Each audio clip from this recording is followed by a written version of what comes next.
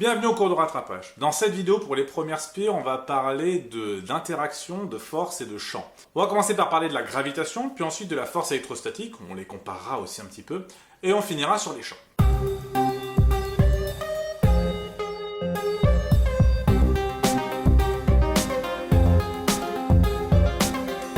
Dans l'univers, les corps de masse, les corps massifs, du coup, subissent des interactions, une interaction qui est dite gravitationnelle. C'est l'interaction gravitationnelle entre deux corps A et B de masse MA et MB, écartés d'une distance D, eh bien, se manifeste par deux forces, F de A sur B et F de B sur A, qui sont opposées. On a donc comme caractéristiques pour ces deux forces, eh bien, les quatre caractéristiques classiques d'une force. Les points d'application eh bien, sont différents, puisque F de A sur B va agir en B, tandis que F de B sur A va agir en A. Le sens, eh bien, ce sont des sens opposés aux forces. La direction est la même. Et la valeur est la même, puisque en fait, F est égal à G fois MA fois MB divisé par la distance au carré. Et comme si on fait MA fois MB ou MB fois MA, ben, ça fait la même chose, donc l'intensité est la même. Et on vous donnera G qui vaut aussi 67 10 puissance moins 11 newton par kilogramme au carré par mètre carré, mais bon ça, c'est pas forcément important de le connaître, on vous le donnera. Ce qu'il faut savoir faire à votre niveau là, c'est d'appliquer cette formule-là, ce qui est déjà pas mal, et ensuite de pouvoir la comprendre, de se rendre compte qu'en fait, les forces A sur B et B sur A, en fait, elles sont opposées, donc on peut écrire que F de A sur B est égal à moins F de B sur A, bien sûr si on parle en vecteur.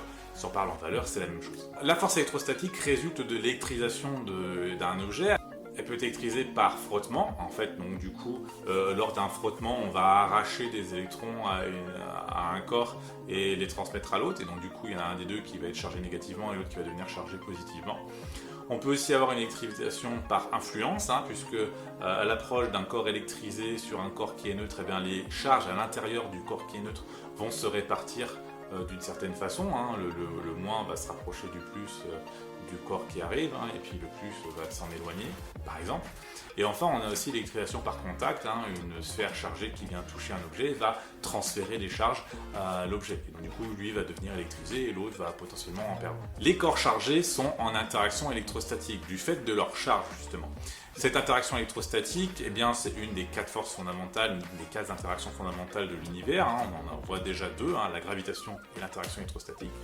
Cette interaction électrostatique, elle se retrouve un petit peu comme la gravitation. Déjà, la première chose, c'est que des corps donc A et B de charge QA et QB séparés par une distance D vont avoir une force électrostatique, une interaction électrostatique qui se manifeste par F de A sur B et F de B sur A. Les deux forces sont systématiquement opposées, donc F de A sur B en vecteur est égal à moins F de B sur A en vecteur, ou l'opposé.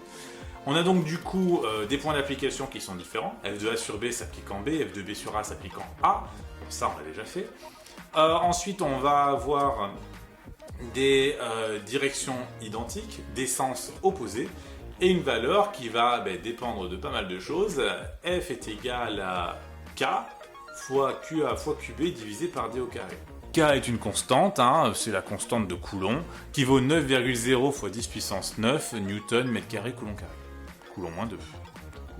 Et on notera donc que si les charges sont de même signe, eh bien on a des forces qui sont répulsives. Si on a des charges de signes opposés, eh bien on a des forces qui sont attractives. Si on compare ces deux forces-là, la gravitation et la force électrostatique, eh bien on va trouver des points communs. Déjà les points communs sont assez évidents, c'est-à-dire que dans les deux cas, les directions sont les mêmes, les sens sont opposés. Ça fait deux points communs.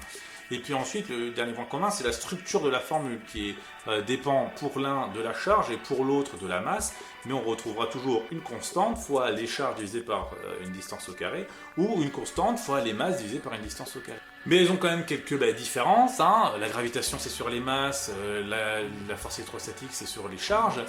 La gravitation est forcément attractive, tandis que la force électrostatique peut être attractive ou répulsive. Et on remarque qu'à petite échelle, pour les particules, eh bien, la force de gravitation est vraiment minuscule, et si ces particules-là sont chargées, la force électrostatique est beaucoup, mais beaucoup plus importante que la force de gravitation. Un champ en physique, en fait, c'est une sorte de carte qui associe à une grandeur physique en chaque point de l'espace.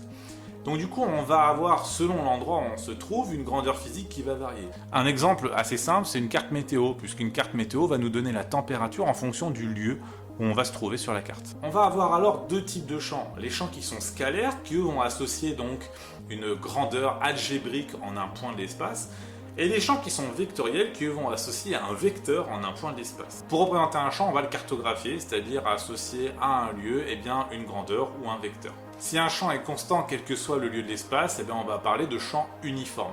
C'est ça qui va nous intéresser parce que c'est ça qu'on va utiliser, notamment en terminale. Et pour symboliser le champ sur une carte, on va utiliser ce qu'on appelle des lignes de champ. Et en fait, sur une ligne de champ, la valeur algébrique est la même sur tout point de cette ligne de champ. Et une ligne de champ vectorielle, par contre, elle va être tangente au champ à cet endroit-là. Donc ça va être orienté sous forme d'un vecteur, et elle est orientée dans le même sens que le champ. Alors on a deux champs qui existent, le champ de gravitation et le champ électrostatique, puisqu'en fait une force résulte d'un champ. On va pouvoir simplifier la chose en disant juste qu'en fait la force gravitationnelle de A sur B, en réalité c'est la masse de B fois le champ appliqué par A. Tandis que la force électrostatique de A sur B, c'est la charge de B fois le champ appliqué par A. Ça veut donc dire qu'en fait les expressions des forces vont pouvoir aussi s'écrire en fonction des champs, et c'est ce qu'a réalisé Einstein en fait au début du XXe siècle quand il a introduit la notion de champ pour la gravitation. Et donc du coup un objet va créer un champ autour de lui, donc un objet massif va créer un champ de pesanteur autour de lui dans laquelle il va rentrer en interaction avec d'autres objets qui auront aussi leur propre champ et vont ainsi créer des forces. Donc je vous donne par exemple pour le champ de gravitation d'un objet, les lignes de champ qui sont produites par exemple la Terre, tandis que pour les champs électrostatiques, selon si c'est répulsif ou attractif, on va avoir les lignes de champ qui soient soit dirigées vers la charge, soit sortant de la charge. Voilà, c'est fini pour ce cours de rattrapage. Vous pouvez vous abonner, vous pouvez aller sur la playlist des premières SP, ça mange pas de pain, et aussi la playlist des premières générales en enseignement scientifique, qui est pas mal. Je vous laisse avec une citation d'Albert Einstein, le fameux. À quoi ressemblerait la physique sans la gravitation? En fait, pas grand chose.